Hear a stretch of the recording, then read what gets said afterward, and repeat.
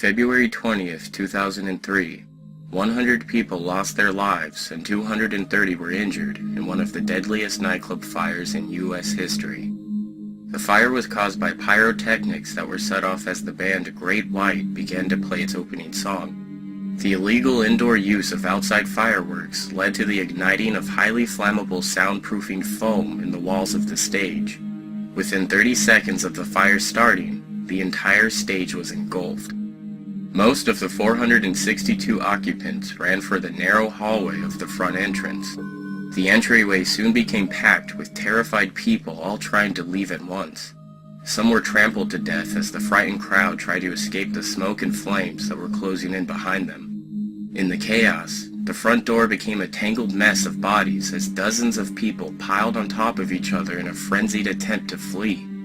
Within 5.5 minutes, the entire club was engulfed in flames and hundreds of lives were lost and ruined. During the investigation, it was concluded that a fire sprinkler system would have contained the fire long enough for everyone to escape. Because of the building's age and size, it was thought to be exempt from sprinkler system requirements. However, the building had undergone changes that removed its exemption from the law, a fact fire inspectors never noticed. On the night of the fire, the club was legally required to have a sprinkler system, but did not. On December 9, 2003, Daniel M. Beachel, the former road manager for Great White, and the two owners of the station nightclub, Jeffrey and Michael Derderian, were charged with 200 counts of involuntary manslaughter.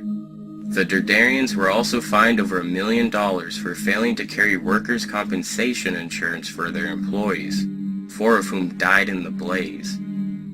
On February 7, 2006, Michael Beachel went against his lawyer's advice and pled guilty to 100 counts of involuntary manslaughter.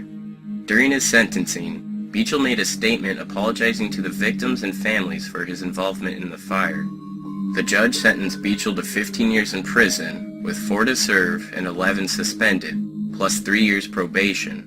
The judge said Beachel was highly unlikely to re-offend, which led to his decision to impose the sentence. On September 4, 2007, some families of the fire's victims expressed their support for Beachel's parole. The State Parole Board received approximately 20 letters, the majority of which expressed their sympathy and support for Beachel, pointing out that it was Beachel alone who stood up and admitted responsibility for his part in the horrible event. He had also sent handwritten letters to the families of each of the 100 victims.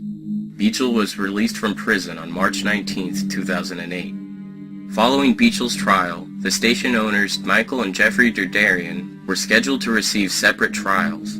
However, on September 21, 2006, Superior Court Judge Francis J. Darrigan announced that the brothers had changed their pleas from not guilty to no contest, thereby avoiding a trial.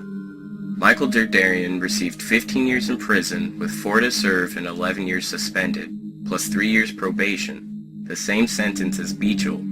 Jeffrey Derderian received a 10-year suspended sentence, 3 years probation, and 500 hours of community service. In January 2008, the parole board decided to grant Michael Derderian an early release.